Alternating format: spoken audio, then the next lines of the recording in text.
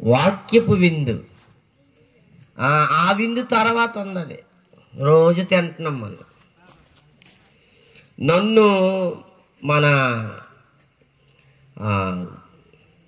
మాధవరావు గారు తీసుకొచ్చిన కారణం, పాటలు రోజు వింటున్నాము. ఆయన్ని ఒకసారైనా మన సంఘం చూడాలి, మనిషిని చూడాలి, ఈ పొట్టు బొమ్మను చూడాలని మీ అందరికీ చూపించడానికి తీసుకొచ్చాడు నన్ను. అందులో స్వరం ఉంది, ఆయన ఎంత ఆజానుభావుడు, ఎంత అనుకుంటున్నారు చాలామంది. తీరా మీద స్టేజ్కి చూస్తే ఈయన మొమ్మమ్మో అనేసి చాలామంది ఆశ్చర్యపోతున్నారు. మీ వేదిక మీద ఉన్న వాళ్ళందరికీ నేను తెలుసు, మేము సంవత్సరానికి 2 సార్లు కలుసుకుంటుంటాం. చాలా మంచిది. వినోద్ గారు, పురుషోత్తం గారు, మేమంతా జత పనివారంగా కార్యక్రమాలు జరిగిస్తూ ఉన్నాం. పురుషోత్తం గారు మా ఏరియా నెలకు 2 సార్లు వస్తూనే ఉంటారు, కార్యక్రమాలు చేస్తున్నారు, అలుపెరిగిని గొప్ప సేవ చేస్తున్నారు. ఈ రాత్రి మనం చదువుకున్నటువంటి వాక్య భాగములో నుంచి కొన్ని శ్రేష్టమైన సంగతులను ఆలోచించుదాము. మత్తయి సువార్త 19వ అధ్యాయం 16వ వచనం నుండి 22వ వచనం వరకు యవనస్తుడు చదివి వినిపించారు. అందులో సారాంశం మీకు తెలియందేం కాదు, మీరు ఎన్నోసార్లు వినే ఉంటారు, ఎన్నోసార్లు ప్రసంగాలు చేసే ఉంటారు. మీరు మరొకసారి ధ్యానం చేసుకుందాం. ఏం పోయింది? మీరు అనేక సార్లు విన్నారు, చదివారు, ప్రసంగించారు, మీకు తెలిసిన పేర అయినప్పటికి కూడా ఈ రాత్రికి ఈ ప్రాంత ప్రజలకి అవసరమైనటువంటి సంగతులు నేను ఇందులో నుంచి మనము ధ్యానం చేద్దాం. 16వ వచనంలో, ఇదిగో ఒకడు ఆయన యొద్దకు వచ్చి, బోధకుడా, నిత్య జీవం పొందుటకు నేను ఏ మంచి కార్యము చేయవలనని ఆయన్ని అడిగాను. అమ్మా, ఆయనకున్న ప్రశ్న ఇక్కడ ఉంది. ఒక ప్రశ్నతో వచ్చాడు ఆయన. ఆ ప్రశ్న ముందు ప్రభువు దగ్గర అడుగుతున్నాడు. అడగదగిన ప్రశ్న అది, అత్యుత్తమమైన ప్రశ్న అది. ఏమిటా ప్రశ్న అంటే, నిత్య జీవం నాకు కావాలి. అందరూ చెప్పండి, నిత్య జీవం అనండి గట్టిగా. ఎంతమంది శబ్దం ఇంతేనే? గట్టిగానండి అమ్మ ఒకసారి. అది నిత్య జీవము పొందడానికి నిత్య జీవం నాకు కావాలి. ఆయనకున్న ప్రశ్న అది. ఈ వ్యక్తి ఎలా వచ్చాడు తెలుసా ప్రభువు దగ్గరికి? పరుగెత్తుకొని వచ్చాడు. మార్కు సువార్త 10:17 చూడండి. పరుగెత్తుకొని వచ్చాడండి ప్రభువుని అడగడానికి. పరిగెత్తుకొని వచ్చాడు. ఎంత గొప్ప ఆసక్తో. 10:17 మార్కు సువార్త. ఆయన బయలుదేరి మార్గమును పోవచ్చుండగా నడుచుకొని వచ్చాడు, పరిగెత్తుకొని వచ్చాడు. రన్నింగ్. ఈడొచ్చేసరికి ప్రభు అక్కడి నుంచి ఇంకొక ప్రాంతం వెళ్ళిపోయాడు అనుకో, ఈ ప్రశ్నకి జవాబు దొరకదు, ఆ ప్రభువుని చూడడం అవదో. పరిగెత్తుకొని వచ్చాడు. పరిగెత్తుకొని వచ్చి ఏమంటున్నాడు చూడండి ఒకసారి. ఆయన ఎదుట మోకాళ్ళు కూడా ఉన్నాడండి.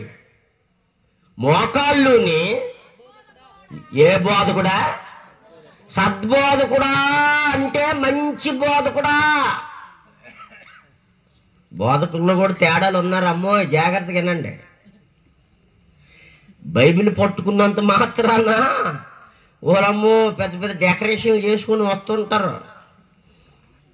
పెద్ద పెద్ద డెకరేషన్లే మేమే ఎందుకు పైరాలో కనబడుతుంటాం. అందుకే మీకు సులకన లోకి అయిపోయాము. ఆ డెకరేషన్లకే పడిపోతున్నాం మనం, హంగామాలకి.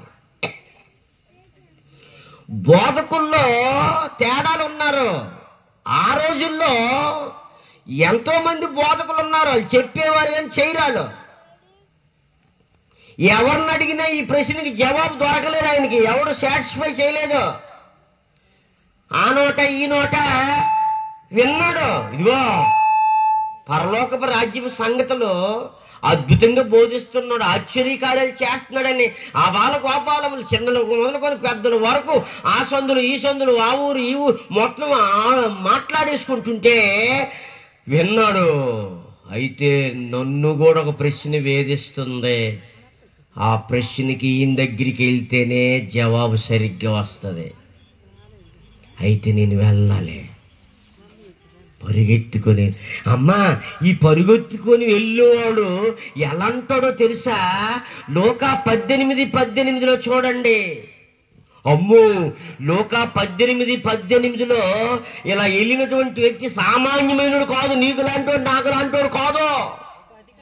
అదండి ఒక అధికారి ఆయన చూచి సద్బోధకుడా నిశ్చయ ముగ్గురు రాశారండి. ఈ వృత్తాంతాన్ని మత్తయ్య గారు రాశారు, మార్కు గారు రాశారు. రాసుకుంటున్నారు మీరు? లూకా గారు రాశారండి.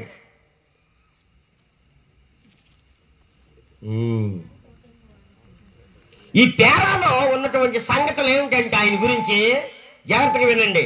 ఆయన అధికారి. అలా చెప్పండి అమ్మా. ఆయన అధికారి అంటే ఈజ్ అన్ ఆఫీసర్. అధికారి, పేదోడేం కాదు. ఒకటి రాసుకోండి. ఒకటి అధికారి, రెండు మిగులు ఆస్తి గలవాడు, రిచ్ మ్యాన్. అధికారి కాబట్టి డబ్బు ఉంది. ఆయన కింద ఎంతో మంది ఉన్నారు. ఈయన అధికారి, అందుకే మిగులు ఆస్తి గలవాడు. ఆయన స్థితి అధికారి, ఆయన ఆర్థికమైన స్థితి మిగులు ఆస్తి గలవాడు. అంటే ఎంతో ఆస్తి గలవాడు. వయసును చూస్తే యవ్వనస్తుడు. ఎవరని చెప్పండి అమ్మా? యవ్వనస్తుడు, యంగ్ మ్యాన్. 3 సంగతులు చెప్పాను. Officer, rich man, young man. కాస్త కోస్త చిన్న భక్తి ఉన్నోడిలాగే కనబడుతుంది. పరిపూర్ణమైన భక్తి లేదు. ప్రభువారే చెప్పారు, నీకు ఇంకొకటే కొదువై ఉంది అని చెప్పాడు. ఆ కొదువు ఏంటంటే లవర్ ఆఫ్ మనీ, డబ్బును ప్రేమించేవాడు. ఏమని ప్రేమించేవాడు? యేసు ప్రభు వారు ఏమన్నారు? నీ ఆస్తి నమ్మేసే పేదలకు ఇచ్చిన వెంబడించిన అనేసరికి, ఇదేట్రా బాబు ఏదో చెప్తాడు అనుకుంటున్నా, డబ్బుని ఇచ్చి మాట్లాడు. ఇదేం భక్తి? అన్నదానమో వస్త్రదానమో ఏదో దానం చేయమంటే అందులో ఏదో ఖర్చు పెట్టేసి సూక్ష్మంలో మోక్షం పొంది అని అనుకుంటే, డబ్బు అంత ఇచ్చేసి బికారులకు తయారైపోమంటాడండి. ఈ జవాబు నాకేం నచ్చలేదు అనుకొని ముఖం మార్చుకొని చిన్నబుచ్చుకొని ఏం చేశాడట? వెళ్ళిపోయాడట. అదే ఉంది అక్కడ. మత్తయి సువార్తలో 19:22 ఏమని ఉందమ్మా? 19:22 అయితే యవనుడా ముసలుడా? యవనుడు మిగులు ఆస్తి గలవాడు గనుక యేసు ప్రభు చెప్పిన మాట విని వ్యసన పడుచు వెళ్ళిపోయిన కిందకి అలాగ వెళ్తే సూది బెజ్జములు ఒంటైనా దూరిపోద్దు. కానీ పరలోకములో ధనవంతుడు ప్రవేశించుట దుర్లభము, ఇంపాసిబుల్ అన్నాడు. అంతే. దానికి దీనికి సంబంధం ఏంటి? ధనం ఉంది, ఆ డబ్బు మీద ఎవడు మాట్లాడినాడికి ఇష్టం ఉండదు. అంటే దేవుని కంటే ఎక్కువగా దేన్ని ప్రేమిస్తున్నాడో చెప్పండి అమ్మా.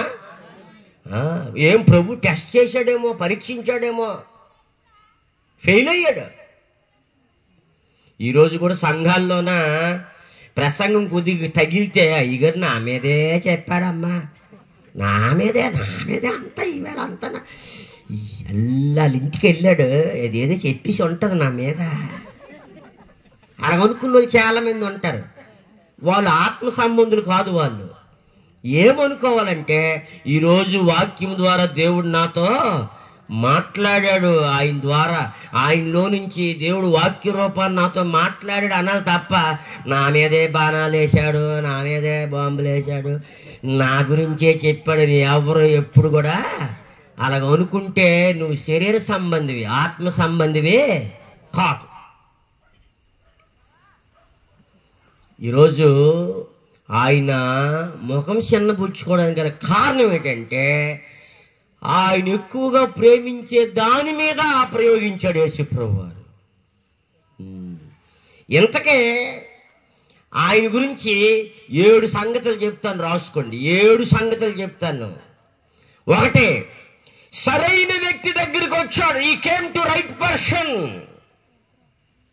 ఎక్కడికి వచ్చాడమ్మా? సరైన వ్యక్తి దగ్గరికి వచ్చాడు. రెండోది, సరైన ప్రశ్నతో వచ్చాడు. సరైన ప్రశ్నతో వచ్చాడు. మూడోది, సరైన స్థలానికే వచ్చాడు. నాలుగోది, సరైన సమయానికే వచ్చాడు. ఐదోది, సరైన రీతిగానే వచ్చాడు, రావాల్సిన రీతిగానే వచ్చాడు. ఆరోది, సరైన జవాబు విన్నాడు. ఈ హెడ్ రైట్ ఆన్సర్. ఏడోది, సరైన డెసిషన్ తీసుకోకుండా వెళ్ళిపోయాడు. సరైన నిర్ణయము తీసుకోకుండా వెళ్ళిపోయాడు. 7 సంగతులు చెప్పాను. చెప్పండి. సరైన వ్యక్తి దగ్గరికి వచ్చాడు, సరైన ప్రశ్నతో వచ్చాడు, సరైన స్థలానికి వచ్చాడు, సరైన సమయానికి వచ్చాడు, సరైన సమాధానం విన్నాడు, సరైన రీతిగానే వచ్చాడు, సరైన నిర్ణయం తీసుకోకుండా వెళ్ళిపోయాడు. ఎవరికి నష్టం? సభల్లో వాక్యం విన్నాక దేవుడు ఎప్పుడు సంతోషిస్తాడంటే ఆయన చెప్పింది ఆయన సొంత మాటలు కాదు, గ్రంథంలో నుంచే చెప్పాడు. నేను దానికి విధేయత చూపించాలి, లోబడాలి, దిద్దుకోవాలి, సరి చేసుకోవాలి. నేను ఇంతవరకు రాంగులో ఉన్నాను, ఇదే నిజం అనుకున్నాను, ఇదే సత్యం అనుకున్నాను, ఆడు చెప్పిందే రైట్ అనుకున్నాను. తప్పు దిద్దుకొని ఎవరైతే బ్రతుకుతారో వాళ్ళు దేవునికి ఇష్టలు. ఎక్కడైనా ఇల్లు అంతే. నా భార్య పేరు సరోజిని, తెల్లగా ఉంటుంది, నేనే నలుపు. మా ఆ పిల్లలు కూడా తెలిపే, వినోద్కి తెలిసి, నేనే బ్లాక్. ఆ సరోజిని పెంతుకోస్టులో బాప్తిసం పొందేసింది. ఎక్కడ? అలాగే చేసుకున్నాను నేను. దేవా, నా పెళ్లి ద్వారా అయినా ఆవిడ మారాలి. నేను క్రీస్తు సంఘం, ఒరిజినల్ బైబిల్లో ఉన్న సంఘం అది. ఈ బండ మీద నా సంఘమును కడతాను అని కట్టినోడు పేరు, రక్తం ఇచ్చినోడు పేరు అది. మనుషుల పేర్లు, చెరువుల పేర్లు, గట్ల పేర్లు, ఇంకా పక్షుల పేర్లు, ఏ పేర్లు లేవు సంఘానికి. అవి తప్పది. బైబిల్లో ఏమని ఉందంటే, చెప్పండి అమ్మ, ఈ పెన్ ఎవరిది చెప్పండి. నిజా? అమ్మా, ఎంత దౌర్జన్యం అమ్మా! డబ్బులెట్ నేను కొనుక్కుంటే నాదంటాను అమ్మా. డబ్బులెట్టుకుంది నాది అంటాను, నీదన్నావంటే అదే దౌర్జన్యం, తప్పు. ఇది ఎవరు చెప్పండి? ఎందుకు నాదే? నేను డబ్బులెట్టు కొనుక్కున్నాను. సంఘానికి రక్తం ఇచ్చి కొనుక్కున్నాడు. ఈ పర్చేజ్డ్ విత్ బ్లడ్, రక్తం ఇచ్చి కొన్నాడు సంఘాన్ని యేసుక్రీస్తు ప్రభువారు. అందుకు అది ఎవరిది అవుతుంది చెప్పండి అమ్మా? ఆయనది అవుతుంది. అందుకనే పత్రికలన్నిటిలో కూడా సంఘము, శరీరము, శిరస్సు, శరీరము, ఈ మాటలన్నీ ఉంటాయి. క్రీస్తు శిరస్సు అయితే, శరీరము సంఘం అయితే ఎంత ఎంత అర్థమయ్యేటట్లుగా పరిశుద్ధాత్ముడు స్పష్టంగా రాశాడు. దేవా, నేనేమో క్రీస్తు సంఘము, నా భార్య ఏమో పెంచుకోవచ్చు. అదే యూదుల పండుగ అది, పెంచుకోవచ్చు అంటే సంక్రాంతి, దసరా లాగా. ఇదేంటి, ఆవిడ అటు వెళ్తుంది, నేను ఇటు వెళ్తున్నాను. మా ఇద్దరికి ఇంట్లో పార్టీ అన్నమాట. నేను ప్రార్థన చేస్తున్నాను, ఇంట్లో భర్తను కదా నాతో రా అని నేను అన్నాం. ఆవిడంతటా ఆవిడే వాక్యానుసారంగా బ్రతకాలంటే రాజమండ్రి వి సుదర్శన్ రావు గారని ఉన్నారు, ధవలేసు. అక్కడ కానవాయిపేటలో 3 రోజులు సభలు పెడితే మా ఇద్దరు నన్ను సింగర్గా తీసుకెళ్ళారు. సరోజన వస్తావేటంటే తీసుకెళ్ళాం. ఆ 3 రోజులు వాక్యం విన్నది. ఆ 3వ రోజు రాత్రి 9 గంటల తర్వాత చెయ్యెత్తింది నేను బాప్తిజం పొందుతానని. ఆవిడ కాలు అనుదయ్యి ఆ ధవళేశ్వరం బ్రిడ్జ్ దగ్గర ఆ చీకట్లోనే గోదావరిలో ముంచి బాప్తిజం ఇచ్చారు. చప్పట కొట్టండి అందరు గట్టిగా కలిసి. తప్పుని దిద్దుకోయిందే లేదా? తప్పుని దిద్దుకోయింది. అంతవరకు అన్నీ రైటే అనుకోయింది. దేవా, నేను చెప్పకుండా ఆవిడంతటా ఆవిడే అర్థం చేసుకోవాలా, ఆవిడంతటా ఆవిడే డెసిషన్ తీసుకోవాలా, అప్పుడు అది అర్థవంతంగా ఉంటుంది. నేను సేవకుడిగా అలాంటి ప్రోత్సాహకరమైన భార్య అవుతుంది, ఎవరికైనా చెప్పగలుగుతుంది అని నేను ప్రార్థన చేస్తే ఈరోజు అందరికీ సత్యవాక్యాన్ని చెప్పే మా ఇంట్లో ఇప్పుడు 2 దుకాణాలు లేవు, ఇద్దరు ఒకటి అయిపోయింది. అంతవరకు ఆవిడట్టు నేను ఇట్టు. అర్థమైందమ్మా? కాబట్టి వాక్యాలు విన్నాక మనలో దేవుడు ఏం కోరుతున్నాడంటే చెప్పండి అమ్మా, నిర్ణయాలు కోరుకుంటాడు. ఏం చేద్దాం చెప్పండి అమ్మా? ఈరోజు ఒక డెసిషన్ తీసుకుంటాను, ఆయన చెప్పిన వాస్తవం అని లోపల ఒక నిశ్చయత, ఒక నిర్ణయం, ఒక కమిట్మెంట్ తీసుకుంటే అట్టి వారిని బట్టి దేవుడు సంతోషిస్తాడు. ఈ వ్యక్తి చెప్పండి నిర్ణయం తీసుకోకుండా వెళ్ళిపోయాడు. ఇంకెక్కడ నిత్య జీవం చెప్పండి అమ్మ? అందరు కలిసి గట్టిగా నిత్య జీవం అనండి. ఏ జీవము? ఇంగ్లీష్లో దాన్ని ఏమంటారంటే ఎటర్నల్ లైఫ్ అని ఉందండి. ఆంగ్లంలో ఏమని ఉంది? ఎటర్నల్ లైఫ్ అని ఉందండి. ఎటర్నల్ లైఫ్ అంటే అర్థం ఏంటంటే అంతము లేని, ముగింపు లేని కాలం అనమాట. అది నిత్యము జీవించేది అనమాట, భూమి మీద పరలోకంలో. చెప్పండి అమ్మా, చెప్పండి. నిత్య జీవం భూమి మీద పరలోకంలోనా? అది అనమాట. భూమి మీద 90వ కీర్తన 10వ వచనంలో ఏమన్నాడు అంటే, మోషే గారి ప్రార్థనలో 90వ కీర్తన 10వ వచనంలో ఏమని చెప్పాడు అంటే, దేవుని పిల్లలారా, ఏదైతే మా ఆయుష్కాలము 70 సంవత్సరములో అధిక బలము ఉన్న ఎడల, ఏదైతే 70, 80 అయినను వాటి వైభవము ఆయాసము 80 తర్వాత ఎవడని బతికితే అమ్మా ఒక టీ ఇవ్వర్రా, ఇడ్లీ ఇవ్వర్రా, ఆకలి వేస్తుందని అడిగారు అనుకో, సంతోషంగా ఎవడో ఎవరు మేమేం ఖాళీగా లేమో, ఇప్పుడైతే ఇడ్లీ అడుగుతారు, డ్యూటీకి వెళ్ళిపోతా ఉండా ఎత్తావా, మాకు బాగా తీరుబట్టు ఉన్నప్పుడు అంటారా అనరా? మంచోళ్ళు అయితే ముసిలిదానికి టైం టేబుల్ చూసుకొని టైంకి పెడతారు. మంచి కూతురు, మంచి కోడలు, మంచి కొడుకులు మన వాళ్ళు. కొంతమంది అందరికి చావు వస్తుంది కానీ ఈ ముసిలిదానికి చావు రాలేదు, రాయరా బుర్ర తిరిగేస్తుంది. ఆవిడ సంపాదించిన ఆస్తి వల్లే ఎంత అంతస్తులు అయిపోయి పిల్లలు చేసుకొని, భార్యలు కొనుక్కొని, పిల్లలు కొనుక్కొని, బల్లి మీద తిరిగి ఏసీ రూముల్లో ఉండి చిక్కు చిక్కు చిక్కు చిక్కు నొక్కుకొని లోపల ఎంజాయ్ చేస్తూ ముసిలిదానికి చిన్న వయసుది అయిపోయి టైంకి అడిగితే చేదస్తమాట. అందుకే ఈరోజు వృద్ధాశ్రమాలు ఎక్కువైపోతాయి. ఏంటంటే ఓల్డ్ ఏజ్ హోమ్లు ఎక్కువైపోయిన కారణం ఏంటి?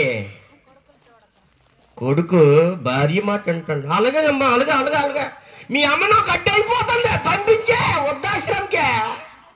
అలాగేలయ్యా, నీ మాటే నా మాట, నువ్వు నాకు ప్రియమైన దానివే. మా అమ్మ చేస్తుంది, నీకు అడ్డు అయిపోయిందే. ఉన్నారా లేదా అలాంటి వాళ్ళు? ఎన్ని కథలు సీరియల్, సినిమాలు, ఇలాంటి కథలే. సీరియల్లో ఏం నేర్చుకుంటాము? ఏమి నేర్చుకోవడానికి అలాగే చూస్తాను, అలాగే చేస్తాను. ఈరోజు సీరియల్ పిక్చర్లు బోల్డ్ మంది ఈరోజు. మీరు కాదమ్మా, వాళ్ళ గురించి చెప్తున్నాను. ఈవేళ చాలామంది తిట్టుకుంటారు, చాలామంది సీరియల్ పిచ్చోళ్ళు. వాళ్ళమ్మ ఈరోజు కనెక్షన్ ఏటి అయిపోతుందో, రేపు ఎవడిని అడగాలమ్మా, నిన్నటి వరకు బాగా చూసాను, మీటింగ్ వచ్చింది. ఒక ఆవిడట సీరియస్గా చూస్తుందట, చూస్తుంటే కరెంటు పోయిందంట. ఇక ముఖ్యమంత్రిని, ప్రధానమంత్రిని, కరెంటు శాఖ మంత్రిని, ఆ సర్పంచ్ గారిని, ఆ వీధిలో ఉన్న నాయకులందరినీ తిట్టేది, దొంగ సచ్చుని ఇప్పుడే కరెంట్ తీసేయాలా అని ఇలా చూసిందంట. పక్క వీధిలో ఉందట, అమ్మో గొండం పెట్టి పారిపోతుందంట. పారిపోతుంటే కాలంలో చీరబడిపోయి పడిపోయింది. ఈ మీద పళ్ళన్నీ రాలిపోయినాయి. ఈ మీద పళ్ళన్నీ రాలిపోతే ఆ ఉదయం లేచి హాస్పిటల్కి తీసుకెళ్ళారు. డెంటల్ హాస్పిటల్కి తీసుకెళ్ళారు.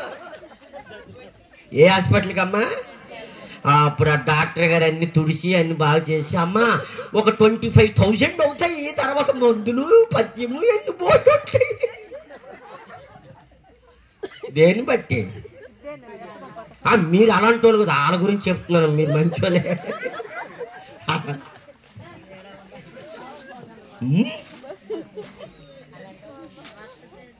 చెప్పండి, నరుల ఆయుష్కాలము 70 సంవత్సరములు, అధిక బలము ఉన్న ఎడల చెప్పండి 80 సంవత్సరాలు. ఎన్ని సంవత్సరాలమ్మా? 80 సంవత్సరాలు. అమ్మా నువ్వు ఎన్ని సంవత్సరాలు ఉన్నా ఏదో ఒక రోజు చచ్చిపోక, అవునగా చెప్పండి. 2 మాటలు చెప్తాను, రాసుకోండి. చెప్పి రానిదిరా మరణము, తిరిగి రానిదిరా సమయము. అందరు చెప్పండి అమ్మా. చెప్పి రానిదిరా మరణము, తిరిగి రానిదిరా కాలము, సమయము. అవునాక చెప్పండి అమ్మా. గొప్పరావు ఈరోజే రాత్రి లాస్ట్ రోజు రా అని మరణం నువ్వు చెప్పి వస్తుందేటమ్మా? దొంగడు చెప్పి వస్తుడేటి మన ఇంటికి దొంగతనానికి. అలాగే చెప్పి రానిదిరా మరణము, చెప్పండి, తిరిగి రానిదిరా సమయం, టైం. అందుకనే మరణము రాకముందే, నువ్వు పోకముందే నా ఆత్మకు నిత్యత్వం ఎటర్నిటీ ఆ నిత్యత్వం సాధించడానికి నేనేం చెయ్యాలని ప్రతి ఒక్కరిలో ఈ ప్రశ్న పుట్టాలి. ఎవరిలోనైతే ఇలాంటి ప్రశ్న పుడతాదో వాడిలో ఆత్మ సంబంధమైనటువంటి వాతావరణంలో ఉన్నాడని అర్థం అన్నమాట. ఏది లేనోడు ఏట్లాడు అలాగే చెప్పుకుంటాడు రా, చెప్పుకోవడానికి ఉంది, మనం ఇలాగే బతికేద్దాం, ఏది ఎంజాయ్ చేద్దాం, అన్ని ఉన్నప్పుడే చెయ్యాలి, తర్వాత ఎందుకు మనకి. జాగ్రత్తగా ఆలోచించండి దేవుని పిల్లలారా. మానవుడు ఏదో ఒకరోజు కన్ను మూయికి తప్పడు. ఎలాంటి వాడవైనా, నువ్వెంత ఘనుడవైనా, ఎలాంటి వాడవైనా, నువ్వెంత ఘనుడవైనా, కనుమూసే కాలం ఒక రోజు ఉన్నదని మరువబోకుమన్నా, మరణించు కాలం ఒక రోజు ఉన్నదని మరువబోకు చెల్లి. ఎలాంటి వాడ, నువ్వు ఇంజనీరువైనా, పెద్ద డాక్టర్ గారివైనా, ఎవరైనా సరే, నువ్వు సీఎం అయినా, పిఎం అయినా, జేజమ్మ అయినా, ఏ అమ్మవైనా, ఒకరోజు మరణం తలుపు తడుతుంది. ఏంటని చెప్పండి అమ్మా? మరణం తలుపు తడుతుంది. 90వ కీర్తన 3వ వచనంలో, నరులారా తిరిగే రండి అని పిలిపి వస్తే నేను రాను, నాకు బోల్డ్ ఆశయాలు ఉన్నాయి, కోరికలు ఉన్నాయి అంటే అది కుదరదు. అవునుగా చెప్పండి అమ్మా. ఆయన పిలుపు అయిపోతే వెళ్ళిపోవలసిందే. నా భార్య ఈరోజు డినామినేషన్ మా పెంతుకోస్తు క్రీస్తు సంఘంలోనికి వచ్చింది. మీకు చెప్పాను వివరాలన్నీ కూడా. ఆవిడ తప్పును దిద్దుకోయింది, సత్యములో ఉన్నది. ఎక్కడ ఉంది చెప్పండి అమ్మా? సత్యములో ఉన్నది. కాబట్టి ఈ వ్యక్తికి ఉన్నటువంటి ప్రశ్న ఏమిటి అని అంటే, మానవుడు 2 భాగాలు. అందరు చెప్పండి, మానవుడు. అందరు చెప్పలేదేంటి? ఎన్ని భాగాలమ్మా? ఆదికాండం 2వ అధ్యాయం 7వ వచనములో, దేవుడైన యెహోవా నేలమంటితో నరులు నిర్మించి వాని నాసికారంధ్రములో జీవవాయువును ఊదగా నరుడు జీవాత్మ అయ్యను. ఏమయ్యాడమ్మా? జీవాత్మ. మట్టి బొమ్మలో జీవాత్మ అంటే అక్కడ రెండు భాగాలు కనబడుతున్నాయి.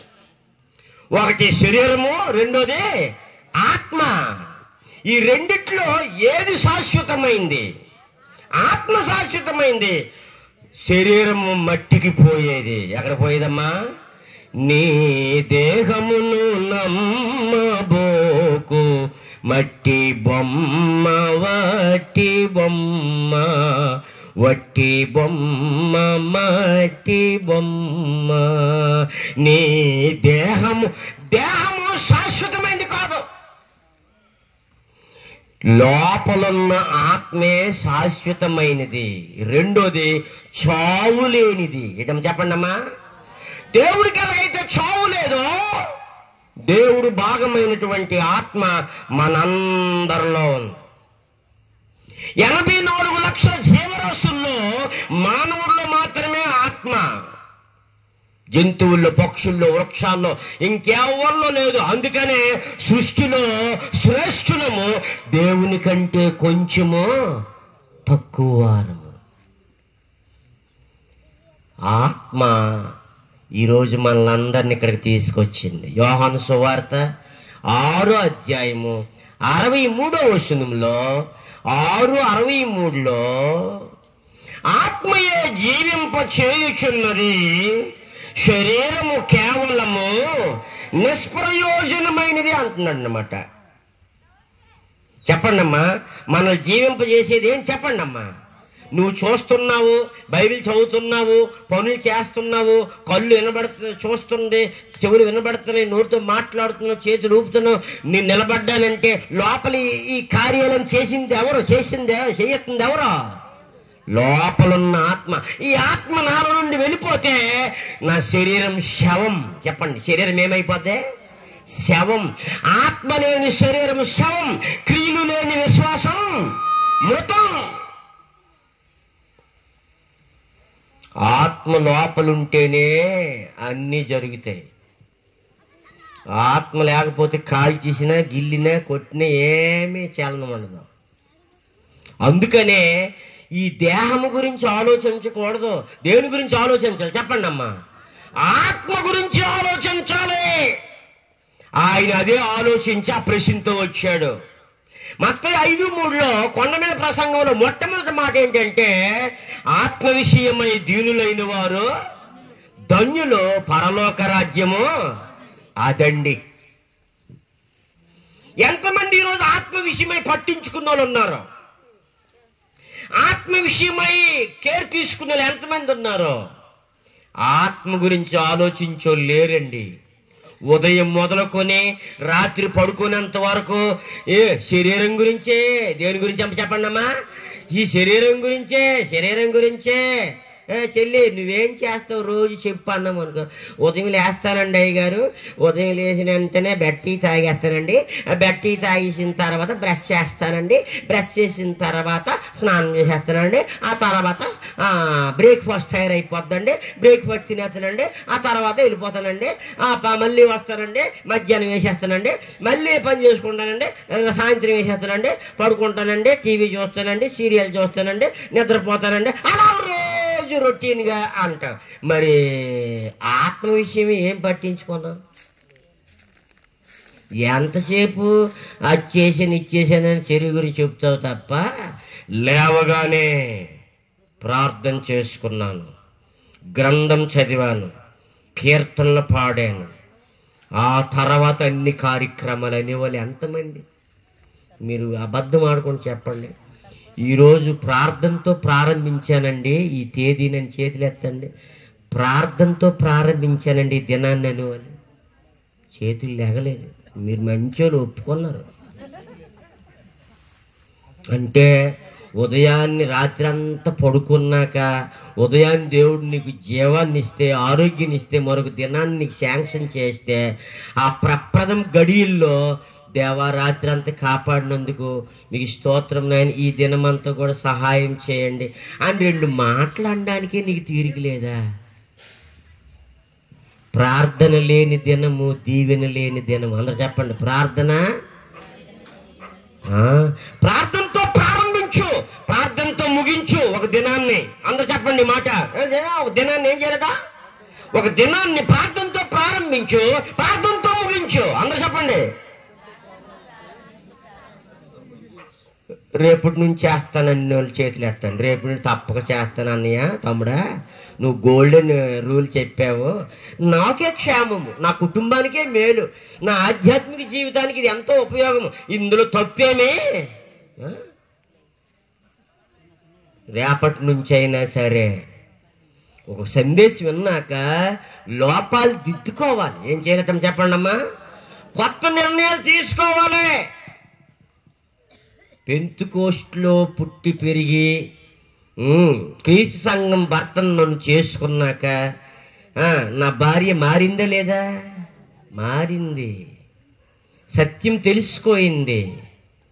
ఆ ఆర్భాటాలు, ఆ హంగామాలు, ఆ సందడులు అవన్నీ వదిలిపెట్టింది, సత్యములోనికి వచ్చింది. అలాగే క్రీస్తు సంఘము సత్యమని గ్రంథం ఘోషిస్తుంది కనుక దానికి హృదయపూర్వకంగా లోబడవలసినటువంటి అవసరత ఉందన్నమాట. చెప్పండి, నిత్య జీవము శరీరానికి, ఆత్మకే. చెప్పండి అమ్మా. అది ఈ మట్టి దేహము మట్టికి వెళ్ళిపోద్ది. ఎక్కడికి వెళ్ళిపోద్ది? దాని కన్నవారు ఇల్లేది, అక్కడి నుండి వచ్చింది కదా, మళ్ళీ అక్కడికి వెళ్ళిపోద్ది. ప్రసంగి 12:7లో మన్నైనది వెనుకటి వలె మంటికి చేరును, ఆత్మతోను దయచేసిన తండ్రి కాడకు చేరుతుంది. ఆ చేరే అవకాశము నువ్వు కలిగించుకోవాలి, ఆ యోగ్యతను కలిగించుకోవాలి. ఈయన నేనేదైనా ఒకరోజు చచ్చిపోతాను, అయితే చచ్చిపోయిన తర్వాత నా ఆత్మకు నిత్యత్వం కావాలి, ఎటర్నల్ లైఫ్ కావాలి, నిత్య జీవం కావాలి, నేనేం చెయ్యాలి? ఈరోజు అదే ప్రశ్న నువ్వు వేసుకుంటే, మనము కూడా వేసుకుంటే, ఈ తనువు చాలించిన తర్వాత 2 మాటలు చెప్తాను, రాసుకోండి. మరో లోకం ఉంది, మరో బ్రతుకుంది. ఇది రాసుకోవాలి తప్పకుండా. ఈ లోకం శాశ్వతం కాదు, నీ దేహం శాశ్వతమైంది కాదు, నీకున్న ఆస్తిపాస్తులు శాశ్వతం కాదు, నీ అంతస్తులు, నీ బ్యాంక్ బ్యాలెన్స్లు శాశ్వతం కాదు. అదిగో మరో లోకం ఉంది, మరో బ్రతుకుంది. అందరు చెప్పండి ఈ మాట. అది ఈ బ్రతుకు 70-80 సంవత్సరాలు, అది యుగ యుగాలు. చెప్పండి మేడమ్స్ అమ్మా, యుగ యుగాలు, యుగ యుగాలు, యుగ యుగాలు, యుగ యుగాలు, ఎండ్లెస్. యుగ యుగాలు దేవుడితో ఉండే ఆ భాగ్యమే నిత్య జీవం. ఏటం చెప్పండి అమ్మా? యుగ యుగాలు దేవునితో ఉండే భాగ్యాన్ని ఏమన్నారమ్మా? నిత్య జీవము అన్నారనమాట. ఆ నిత్య జీవం పొందాలంటే ఏం చెయ్యాలని ఈరోజు మానవుడు కావాలి? మన తెలుగు రాష్ట్రాల ప్రజలకు ఉన్నటువంటి భాషలో చెప్తాను వినండి. ముక్తి భాగ్యం పొందాలంటే నేనేం చెయ్యాలి? అందరూ చెప్పండి. ఏటమ్మా? సంస్కృతం మాట అది. ముక్తి, నిత్య జీవం బైబిల్ ఉంది, సంస్కృతంలో ఏముంది? ముక్తి. ఇంకొక మాట మోక్షము. ఏటం చెప్పండి అమ్మా? ఇంకొక మాట స్వర్గము. ఏటం చెప్పండి అమ్మా? స్వర్గము. బైబిల్ భాషలో ఇంకోటి పరలోకము. ఏటం చెప్పండి అమ్మా? పరలోకము, పరలోకము, పరలోకము నా దేశము, పరదేశిని నేనెలా, మాయలోకమే గదా, యాత్రికుడను నేను. యాత్రి ఇదే చచ్చిపోయినప్పుడు పాట, చచ్చిపోయినప్పుడు పాడమే కాదమ్మ, ఎప్పుడైనా పాడవచ్చు. చెప్పండి, మన సొంత దేశం ఏ? చెప్పండి అమ్మా. పరలోకం మన సొంత దేశము. అక్కడి నుండి వచ్చాము ఇక్కడికి, ఇక్కడ కొన్నాళ్ళు ఉంటాము, యాత్రికులము. ఏటం చెప్పండి అమ్మా? పరదేశులము. మంద కాదు ఇది, మళ్ళీ వెళ్ళిపోవాలి అక్కడికే. అక్కడికి వెళ్ళిపోతేనే, వెళ్ళగలిగితేనే నిత్యత్వాన్ని అనుభవిస్తాం, లేకపోతే నరకము కూడా నిత్యమైందే, అది కూడా నిత్యమైందే, అది కూడా నిత్యమైందే. చూడండి, మత్తయి సువార్త 25:46 వచనంలో, మరి నువ్వు దాన్ని సాధించాలంటే నీకే అర్హత ఉంది, ఏ అర్హత ఉండాలో చెప్తున్నాడు. ఆ తీర్పు దినమున మహిమ గల సింహాసనం మీద కూర్చుండి, కుడివైపు ఉన్న వారిని, ఎడమవైపు ఉన్న వారిని ఏం చేస్తున్నాడో ప్రభువారు చేస్తారో చెప్పాడు ముందుగానే. 46వ వచనము మత్తయి 25వ అధ్యాయమా చెప్పండి. మీరు నిత్య శిక్షకును ఏటమ్మా నీతిమంతులు నిత్య జీవానికి ఎవరు వెళ్తారట? నిత్య శిక్షకు వీరు అన్నాడు. అంటే మీరు 34, 31 వచనం నుండి 30 నుండి చదువుకుంటూ ఉంటది. ఏ కార్యాలు చేయని వాళ్ళు, ఏ పనులు చేయలేను, దేవుని సేవకు సహకరించిన వాళ్ళు, ఇలాంటి సభలు అడితే ఏమీ సహాయం చేయని వాళ్ళు, ఎవరికి ఏమీ చేయనటువంటి వారుగా ఉంటే, దేవుని పక్షముగా ఏమీ చేయని వారుగా ఉంటే, సత్క్రియలు చేయకుండా ఉంటే వాళ్ళు నిత్య శిక్షకే. నీతిమంతులు ఎవరమ్మ చెప్పండి అమ్మా? నీతిమంతులు నిత్య జీవానికి వెళ్తారట. ఎవరు చెప్పండి అమ్మా? నీతిమంతులు. ఇంతకే ఈ భూమి మీద ఎవరు నీతిమంతులు? రోమాపత్రిక 5వ అధ్యాయం 1వ వచనంలో నీతిమంతులు ఎవరో చెప్తుంది అక్కడ. నీతిమంతులు ఎవరో రోమా 5:1లో ఏంటమ్మా? కాబట్టి ఏంటైనా విశ్వాస మూలమున ఎలా తీర్చబడ్డామట? నీతిమంతులుగా విశ్వాసం వల్ల తీర్చబడి ఎవరి ద్వారా? ప్రభు అయిన యేసుక్రీస్తు ద్వారా దేవునితో ఏమి కలిగి ఉందమో. అబ్బోయ్ 9వ వచనం అలా కిందకు వచ్చేయండి. 9వ వచనం. కాబట్టి ఎవరి రక్తము? ఆయన అంటే ఎవరు ఇక్కడ?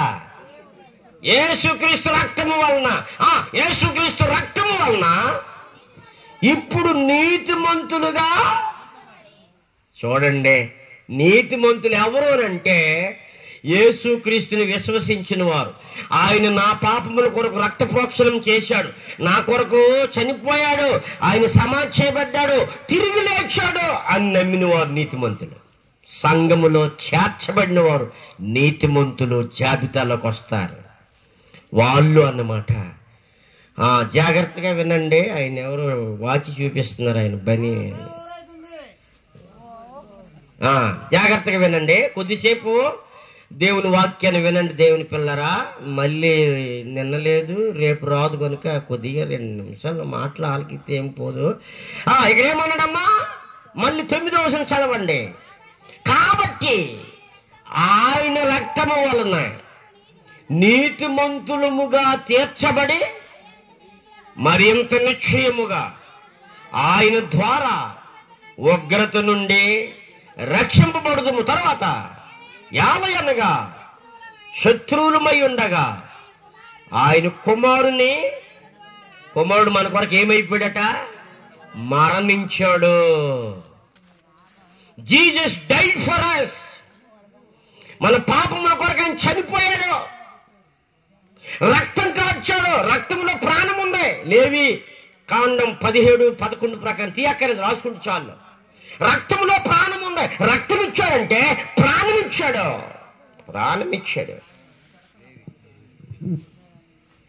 ప్రాణమిచ్చిన వాడు ఈ లోకములు ఎవరో? ప్రాణమిచ్చి ప్రేమించిన వారు యేసు తప్ప ఇంకెవరూ లేరండి. ప్రాణం పెట్టిన ప్రియుడైన పరమా జీవము నాకు నువ్వా, తిరిగి లేచెను నాతో నుండా. పరమా జీవము నీకు నువ్వా, నాకు నువ్వా, తిరిగి లేచెను నాతో నుండా. నిరంతరము నన్ను నడిపించును, మరలా వచ్చి యేసు కొనిపోవును. యేసు చాలును, యేసు చాలును. ఏ సమయమైన ఏ స్థితికైనా నా జీవితములో యేసు చాలును. పరమజీవము నాకెవ్వ, పరలోకములో నిత్య జీవము నాకివ్వడానికి ఆయన మరణించాడు, సమాధిలోకి వెళ్ళాడు, తిరిగి 1 కొరింథీ 15:3 వచనంలో ఈ వాక్యం కంఠస్థం చెయ్యాలి, తీయకుండా చెప్పాలి ఎప్పుడైనా సరే. 15:3 అదేమనగా లేఖనముల ప్రకారం క్రీస్తు మన పాపముల కొరకు మృతి పొందెను, సమాధి చేయబడును, లేఖనముల ప్రకారము 3వ దినమున లేపబడినాడు అని నమ్మిన వాళ్ళందరూ గట్టికి చప్పట్లు కొట్టండి ఒకసారి. కొద్దిగా నిద్రపోయి లెగుతారని అంతే, ఇంకేం కాదు. రాత్రిపూట కొంతమందికి నిద్రలు వచ్చేస్తుంటాయి. పాటలు పాడినప్పుడు బాగుంటారు, వాకింగ్ చెప్పినప్పుడు అలా రెప్పలు పడిపోతాయి. మధ్యలో చిన్న చప్పట్లు కొట్టామనుకో వాళ్ళ మీదేటమ్మో గాలివాన వచ్చే. ఒక ఊర్లోనే అలాగే చెప్తుంటే ఒక ఆవిడ నిద్రపోతుందంట. ఈ ప్రసంగికుడు అమ్మా ఎంతవరకు వచ్చింది అని అడిగాడట. ఎంతవరకు వచ్చిందంటే తోక తోక తోక అంటుందట ఆవిడ. ఈ తోక గురించి చెప్పలేదు, తోక తోక అంటే ఆ నిద్రలో కలగంటుందంట. మాంసం వండిందంట, ఉట్లో పెట్టిందంట, ఎలకెళ్ళిందంట, మొత్తం దిగిపోయిందంట, బయటకు తోకే కనబడుతుందంట. ఇప్పుడు ప్రసంగం ఎక్కడికి వచ్చిందమ్మా అని లేపి అడిగితే అంటుంది, ఏంటంటుందమ్మా కళ కళ. కొంతమంది కళ ఎలాగుంటుంది తెలిసిన, ఈడేమైనా బాధపడతాడని ఇలా తలకాయ ఊపుతూ లోపల గురకేసేస్తూ ఉంటారు. అది ఒక టాలెంట్, అందరికి ఉండదు టాలెంట్. ఇప్పుడు చెప్పండి ఏమని చదివాము ఇక్కడ? అదేమనగా లేఖనముల ప్రకారము క్రీస్తు మన పాపముల కొరకు చనిపోయెను, సమాధి చేయబడెను, 3వ రోజున తిరిగే లేపబడును. యేసుక్రీస్తు లేచెను, చనిపోయి లేచెను, సమాధిని గెల్చెను, సర్వ పాపం బాపెను. యేసుక్రీస్తు లేచెను, చనిపోయి లేచెను, సమాధిని గెల్చెను, సర్వ పాపం బాపెను. ఓ భారత వీర క్రైస్తవలేర, ప్రభువు లేచి వెళ్ళెనురా, పరమ జీవమునివ్వగను.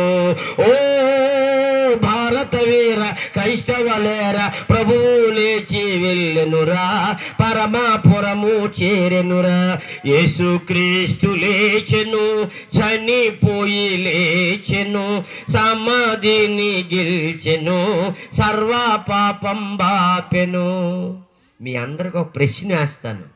ఈ ప్రపంచ చరిత్రలో చనిపోయినవాడు, సమాధిలో పెట్టబడినవాడు తిరిగి లేచిన దాఖలాలు ఎక్కడైనా ఉన్నాయా? లేవా? లేవు అనండి గట్టిగా, లేవు. కానీ అన్ని సమాధులు మూయబడి ఉంటే ఒకే ఒక సమాధి తెరవబడి ఉంది. అది ఎవరి సమాధి చెప్పండి? యేసుక్రీస్తు సమాధి. అందుకే ఈరోజు చాలా మంది టూర్ వెళ్తున్నారు, అక్కడికి హోలీ ల్యాండ్ టూర్. ఆ సమాధి చూసి వస్తున్నారు, ఫోటోలు తీసుకొని వస్తున్నారు.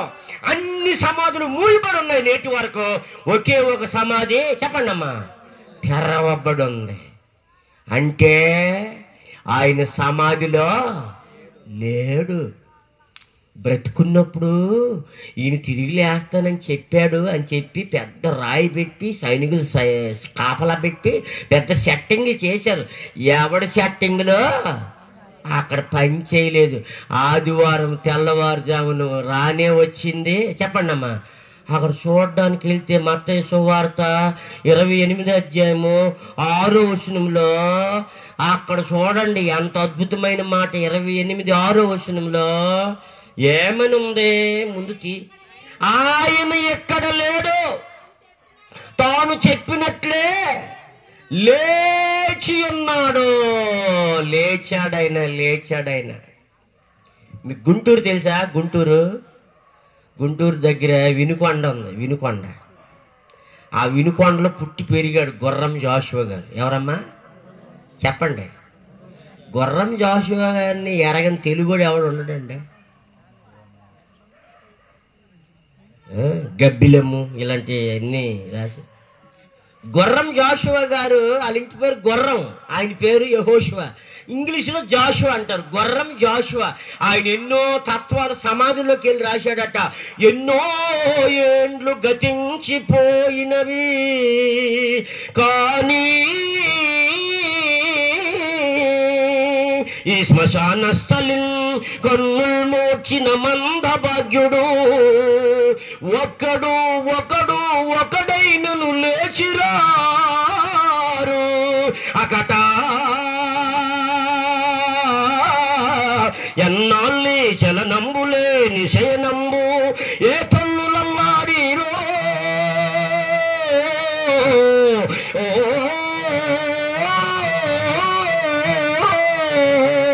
ఏ తల్లులల్లాడి అల్లాడిరో కన్నీకంబడి కాగిపోయినవి నిక్కంబిందు పాషాణము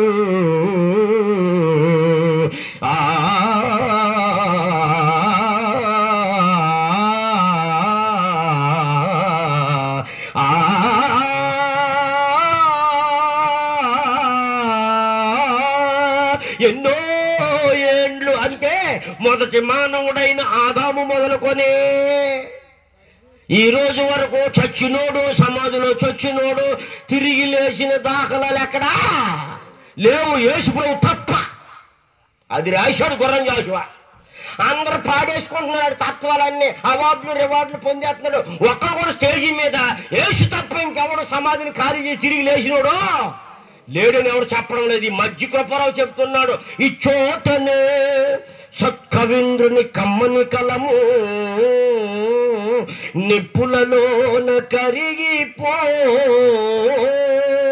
ఈ చోటనే భూములేలు రాజన్యుల అధికార ముద్రికలు అంతరించే, ఈ చోటనే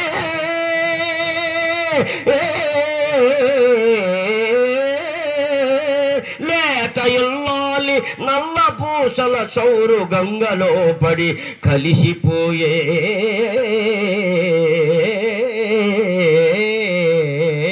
ఈ చోటనే ఎక్కి పేరెన్ను కొనుక్కున్న చిత్రలేఖకుని కొంచెం అమ్మో నన్ను ఆపకపోతే సీనంత వచ్చేద్ది. ఆ బయట నెల అందరూ అనుకుంటున్నారు ఏదో తెల్లవారుజామున వస్తుంది కదరా ఈ సీను, ఇదే 9 గంటలకే వచ్చేసిందే, ఇదేంటి మాధవరావు ఇలాంటి వాడు తీసుకొచ్చాడు, ఉల్లిపాయ అంత ఉన్నాడు కానీ ఏటా మధ్యాహ్నం ఇది శుభార్త. ఆయన దళిత కవి అండి, మన దళిత కవి. ఆయన రాసిన తత్వాలు వాడేసుకుంటున్నారు. డివి సుబ్బారావు, చేమకుర్తి నాగేశ్వరరావు, జేమ్స్ అందరూ వాడేసి ఒక్కడు కూడా సమాధిని ఖాళీ చేసి తిరిగి లేచిన మొనగాడు యేసు తప్ప ఇంకెవరో లేరని చెప్పలేదండి, ఆయన చెప్పాడండి. మా శ్రీకాకుళం, విజయనగరం, విశాఖపట్నం ఆ జిల్లాలు ఈ పద్యాలంటే చెవి కోసుకుంటారండి ఆ ఏరియాలో. అందుకే నన్ను తీసుకెళ్ళిపోతుంటారండి రాత్రి సభలకి. కాబట్టి నిత్య జీవము శరీరానికి కాదు ఆత్మకి. అందరూ చెప్పండి అమ్మా, నిత్య జీవం దేనికి? నిత్యము నీ ఆత్మ దేవుడి దగ్గర నిత్యత్వాన్ని అనుభవించాలంటే నీతిమంతులుగా తీర్చబడాలి. ఏం చేయాలటమ్మా? నీతిమంతులుండే చోటు భూమి మీద ఏదంటే క్రీస్తు సంఘం. చెప్పండి అమ్మా. క్రీస్తు సంఘములో ఒక వ్యక్తి బాప్తీసం ద్వారా ప్రవేశిస్తారు.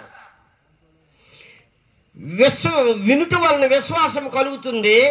విశ్వాసం మారు మనసుకు నడిపిస్తుంది. బాహటంగా ఆయన దేవుని కుమారుని ఒప్పుకోలు చేసుకున్నాక పాపక్షమాపణ నిమిత్తం ప్రతి వారు యేసుక్రీస్తునామమున బాప్తిసం పొందితే ఆ బాప్తిసం వలన రక్షణ వస్తుంది. ఇలా రక్షించబడినటువంటి వారు అపోస్తుల కార్యాలు 2:47 ప్రకారంగా యేసుక్రీస్తు ప్రభువే తన శరీరంలోనికి చేర్చుకుంటున్నాడు. ఆయన ఎంత గొప్ప సంగతో చూడండి. అపోస్తులు 2:47 ఆనందముతోనూ నిష్కాపట్యమైన హృదయముతోనూ ఆహారం పుచ్చుకొని నుండిరి. మరియు ప్రభు క్రీస్తు ప్రభువు రక్షణ పొందుచున్న వారిని అనుదినము వారితో చేర్చుచుండెను. మాధవరావు గారు సత్యం చెబుతున్నారు. ఇక్కడ వాళ్ళ కొడుకులు సత్యం చెబుతున్నారు. మాలాంటి స్పెషలిస్టులు తీసుకొని సత్యం చెబుతున్నారు. ఇంతకు ముందు విన్నదంతా అబద్ధము, ఆ సంఘం పేరు అబద్ధము, ఆరాధన అబద్ధము, అక్కడ కార్యక్రమాలు అబద్ధము, వాక్యానికి విరుద్ధము అని ఎవరైతే మారు మనసు పొందుతారో వారు బాప్తీసం పొందితే యేసుక్రీస్తే తన శరీరంలో చేర్చుకుంటాడు. ఎక్కడ చేర్చుకుంటాడు? చెప్పండి చెప్పండి. నేను క్రీస్తు ప్రభువు చేత ఆయన శరీరంలో చేర్చబడ్డాను అంటేనే నీకు నిత్యజీవం, లేకపోతే లేదు. నువ్వెంత మొత్తుకో, నీ భక్తిని కొలతలు వేసుకున్నా, కేజీలు లెక్కనో లేకపోతే లీటర్ల లెక్కనో మీటర్ల లెక్కనో కొలుచుకున్నా ప్రయోజనం లేదు. నిత్యజీవం అంటే అంత సులభం కాదమ్మా. ఆ లలిత జ్యువెలర్స్ అంటాడు కదా, డబ్బులు ఊరకనే ఎవరికే రావమ్మ. నిత్యజీవం కూడా అంత సులభమా కాదమ్మా. నువ్వు క్రీస్తు శరీరంలో అవయవం అవ్వాలి. ఏమవ్వాలి చెప్పండి అమ్మా, చెప్పండి. ఇప్పుడు ఈ శరీరము సంఘం అయితే ఈ ఇక్కడి నుంచి ఇది శిరస్సు అంటారు. ఏంటంటారమ్మా చెప్పండి అమ్మా? ఇక్కడి నుంచి శిరస్సు అనమాట. ఈ శిరస్సుని ఈ మొండాన్ని విడదీయగలమా? విడదీయలేని బంధం ఉందన్నమాట. అలాగే క్రీస్తుని శరీరాన్ని, క్రీస్తుని సంఘాన్ని విడదీయలేము అనమాట. అంత బంధం ఉంది. అందుకనే సంఘాన్ని శరీరంతో పోల్చుకున్నాడు. దేంతో పోల్చుకున్నాడు? చర్చ్ ఈజ్ మై బాడీ, సంఘమును శరీరమునకు క్రీస్తే శిరస్సు. కొలస్సీ 1:18 రాసుకుంటే చాలు, తీయక్కర్లేదు. ఎఫ్ఎస్సీ 1:22-23 యేసు క్రీస్తును శిరస్సుగా తండ్రి అయిన దేవుడే నియమించాడు.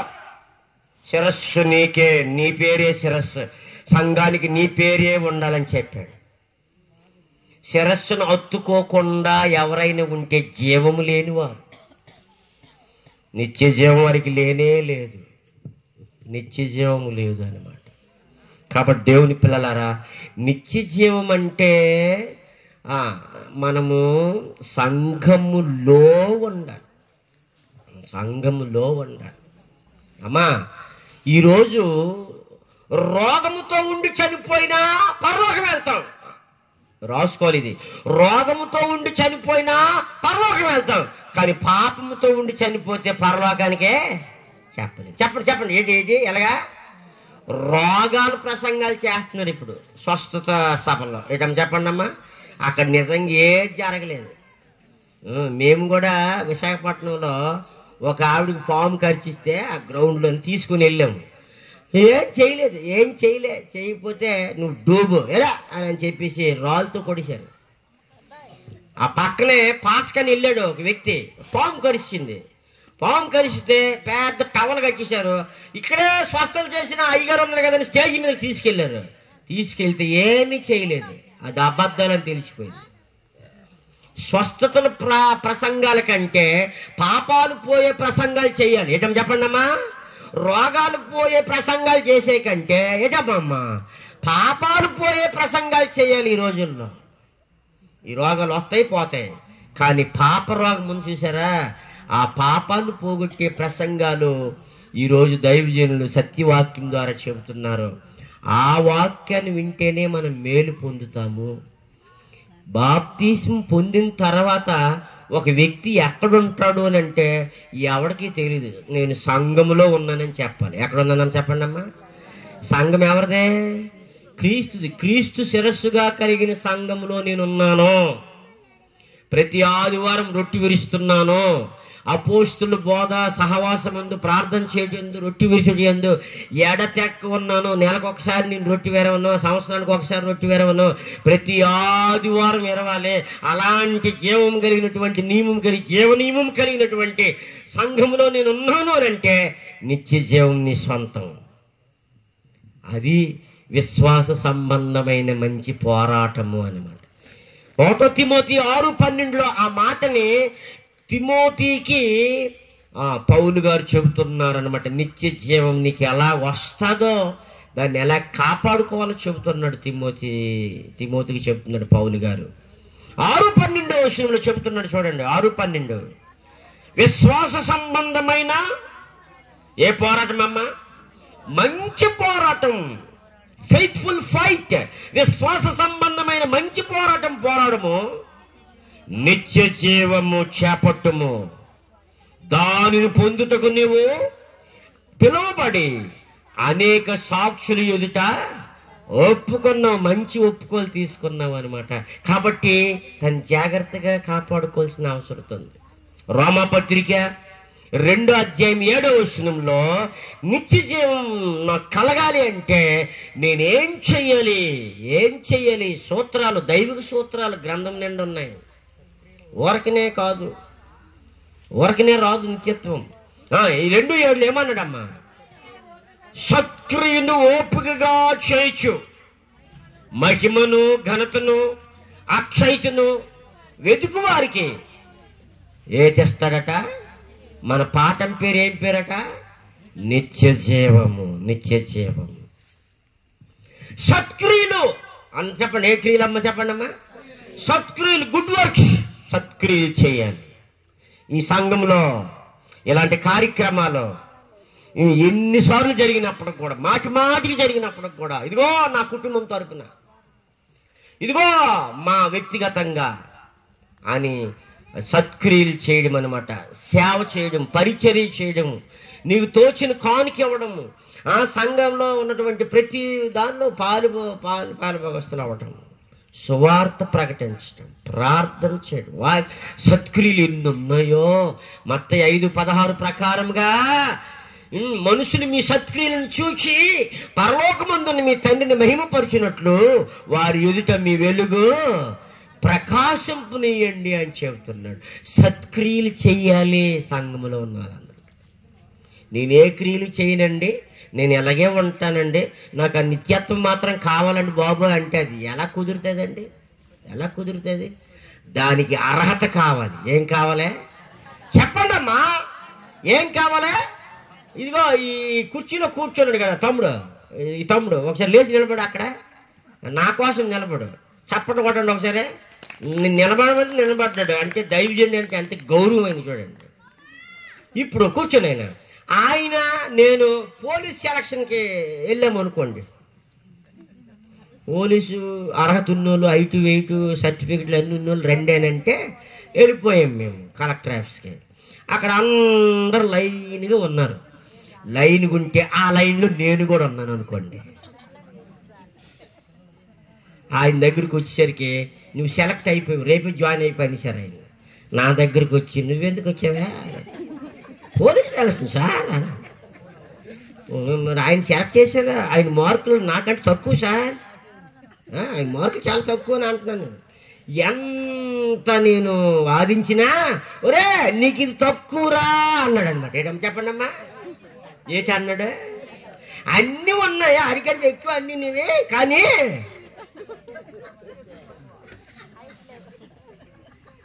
పనికి మాలిన ఉద్యోగానికి ఎంత అర్హత ఉంటే నిత్యత్వాన్ని సంపాదించుకోవాలంటే దానికి అర్హత అక్కర్లేదమ్మా? అక్కర్లేదా?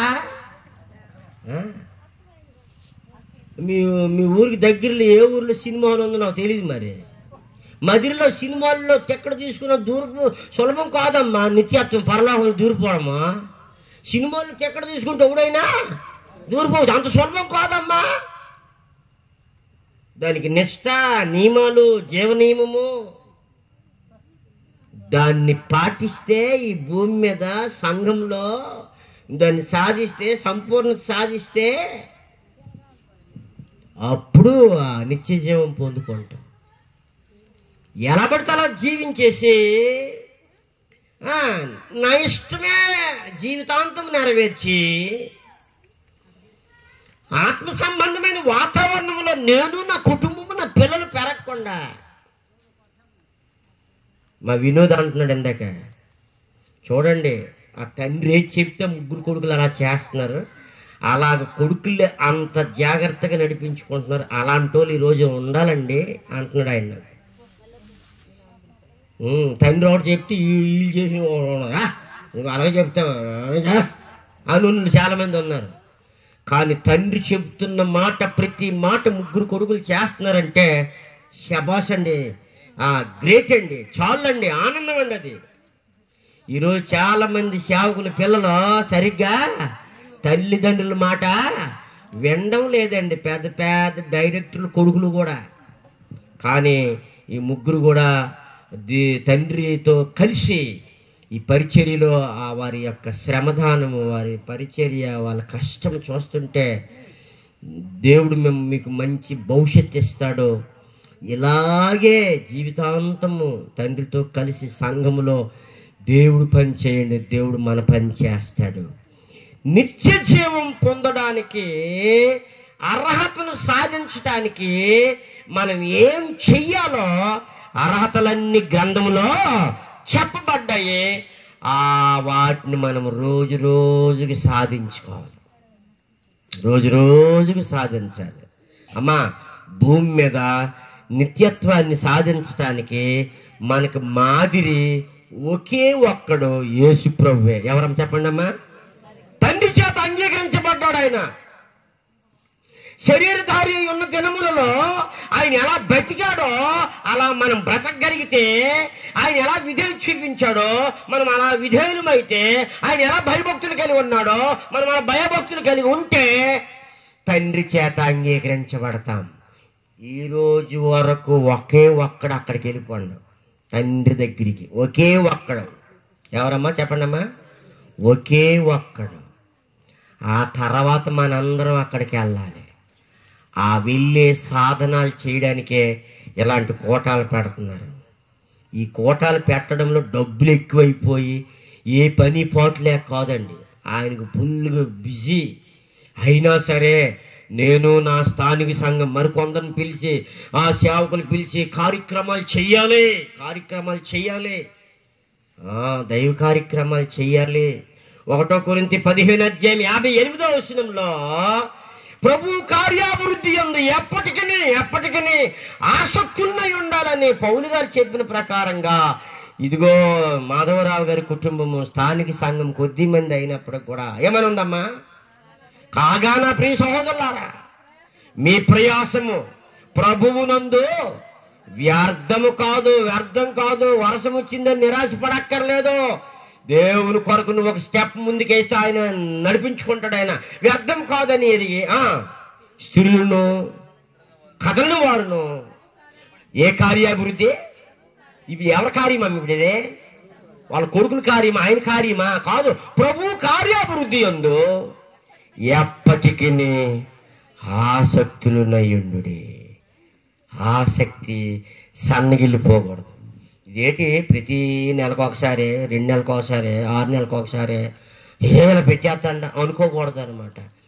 ఈ ప్రాంత ప్రజల క్షేమం కొరకు, సంఘ క్షేమాభివృద్ధి కొరకు, యవనస్తుల యొక్క భవిష్యత్తు కొరకు, మనందరి మేలు కొరకు ఈ కార్యక్రమాలు చేస్తున్నారు కనుక మనమందరం కూడా సహకరించబద్ధులమై ఉన్నాము.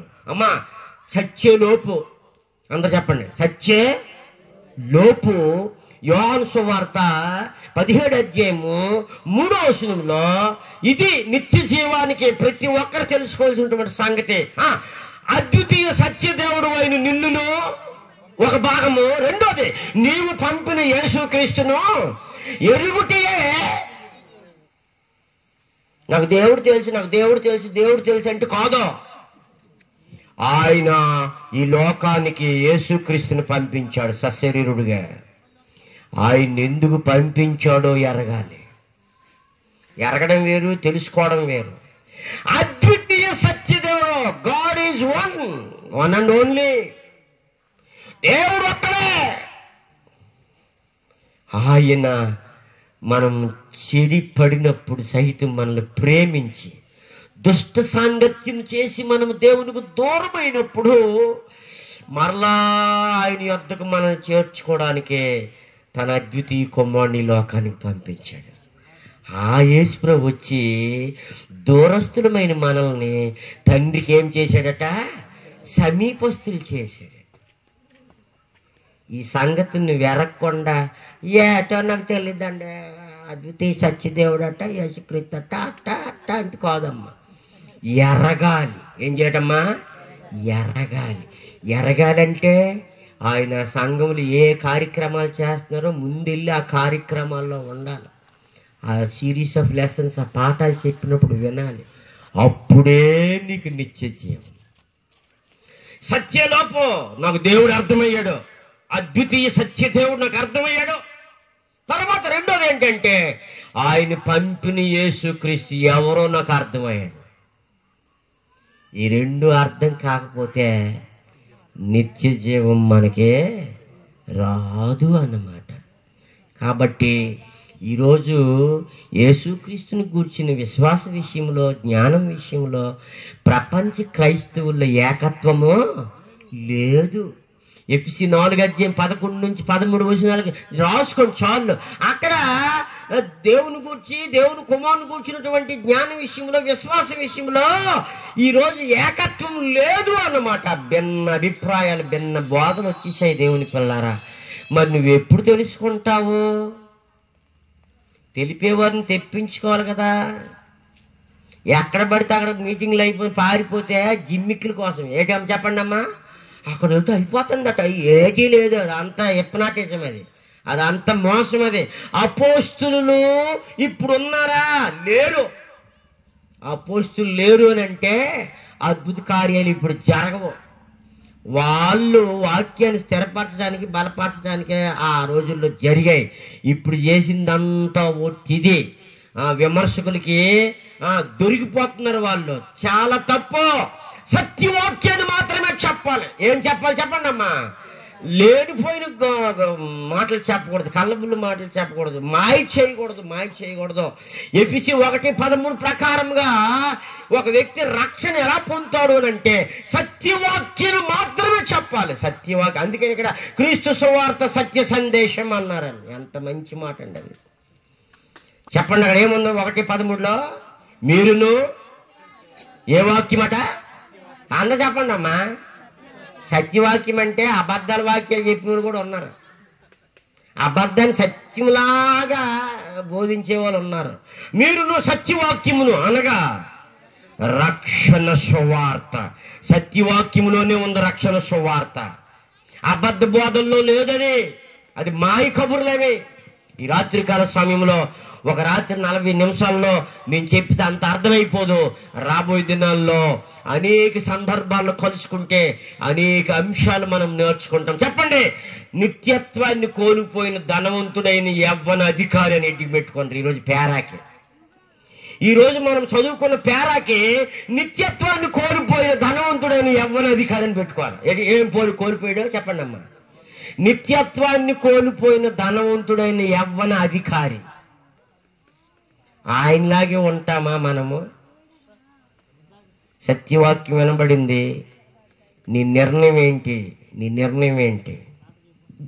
ఆ నిర్ణయాన్ని నువ్వు సరిగ్గా తీసుకుంటే, సరైన నిర్ణయంతో వెళ్తే, నువ్వు అదే సాధన చేస్తే, ఇంకా అడగవలసినవి దైవజనులు మాధవరావు గారిని మీరు అడిగి మీరు తెలుసుకుంటే నిత్య జీవానికి హక్కుదారులం అవుతాము. దాన్ని సాధిస్తాము. దాన్ని పొందుకోవడానికి ప్రయత్నం చేద్దాం. నాకు ఆయన ఇచ్చిన సమయం అయిపోయింది. నేను ఇంకా దాటను. నేను చాలామంది భోంచి వెళ్ళాలి, నేను కూడా వెళ్ళాలి. కాబట్టి శ్రద్ధగా మీరు అందరూ ఆలకించారు. నా మాటలు కొద్దిగా యాసగా ఉంటాయి మీద అందరూ కదా. మరి శ్రీకాకుళం ఆంధ్రాకే బార్డర్, ఒరిస్సా బార్డర్ నాది శ్రీకాకుళం. నా మాటలు అర్థమయ్యాయి అనుకుంటున్నాను. మీరందరూ ఓపికతో విన్నారు. మీ అందరికి వందనాలు. మాధవరావు గారి కుటుంబానికి కూడా ప్రత్యేకమైన వందనాలు. నా తోటి దైవజనులు ఎక్కడ ఉన్నారో అక్కడ ఉన్నారు, అందరికీ వందనాలు. నేను ఈ ప్రసంగాన్ని ముగిస్తూ మరలా వారికి మైక్ అప్పగిస్తాను.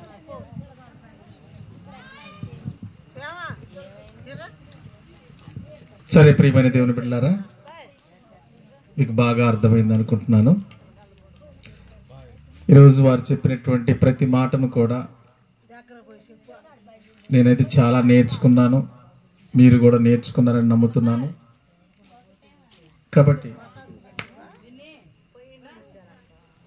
కాబట్టి వారింత విలువైనటువంటి సందేశాన్ని ఇంత గొప్పగా చక్కగా మనకు వివరించారు, మన లోటును సవరించారు. దాన్ని అందరం కూడా మనం గ్రహించి ఉన్నాము. దాన్ని మీరందరూ కూడా గుర్తుంచుకొని హృదయాల్లో వాటిని భద్రపరచుకోవాలని తెలియపరుస్తున్నాను.